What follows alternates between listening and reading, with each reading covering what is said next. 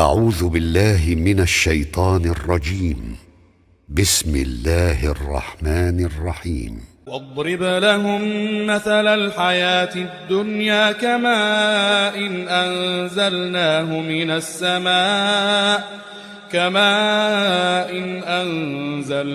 من السماء فاختلط به نبات الأرض فأصبح هشيما تذروه الرياح وكان الله على كل شيء مقتدرا. المال والبنون زينة الحياة الدنيا والباقيات الصالحات خير عند ربك ثوابا وخير أملا.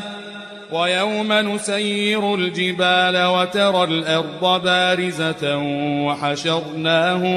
وحشرناهم فلم نغادر منهم أحدا وعرضوا على ربك صفا لقد جئتمونا كما خلقناكم أول مرة بل زعمتم أن لن نجعل لكم موعدا. ووضع الكتاب فترى المجرمين مشفقين مما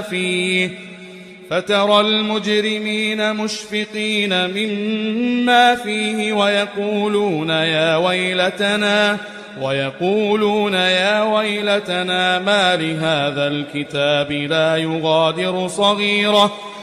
يغادر صغيرة ولا كبيرة إلا أحصاها ووجدوا ما عملوا حاضرا ولا يظلم ربك أحدا.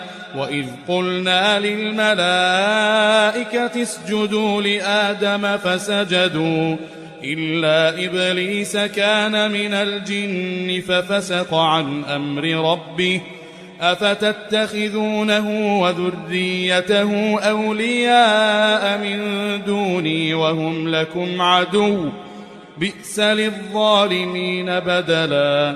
ما أشهدتهم خلق السماوات والأرض ولا خلق أنفسهم وما كنت متخذ المضلين عضدا. ويوم يقول نادوا شركائي الذين زعمتم فدعوهم فلم يستجيبوا لهم وجعلنا بينهم موبقا. ورأى المجرمون النار فظنوا أنهم مواقعوها ولم يجدوا عنها مصرفا. ولقد صرفنا في هذا القرآن للناس من كل مثل وكان الإنسان أكثر شيء جدلا. وما منع الناس أن يؤمنوا إذ جاءهم الهدى ويستغفروا ربهم إلا أن تأتيهم سنة الأولين أو يأتيهم العذاب قبلا. وما نرسل المرسلين إلا مبشرين ومنذرين. ويجادل الذين كفروا بالباطل ليدحضوا به الحق واتخذوا آياتي وما أنذروا هزوا.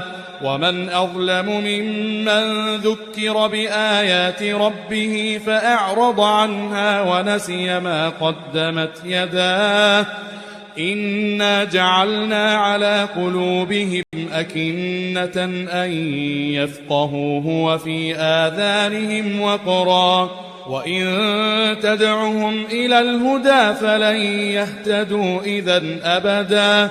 وربك الغفور ذو الرحمة لو يؤاخذهم بما كسبوا لعجل لهم العذاب بل لهم موعد لن يجدوا من دونه موئلا. وتلك القرى أهلكناهم لما ظلموا وجعلنا لمهلكهم موعدا.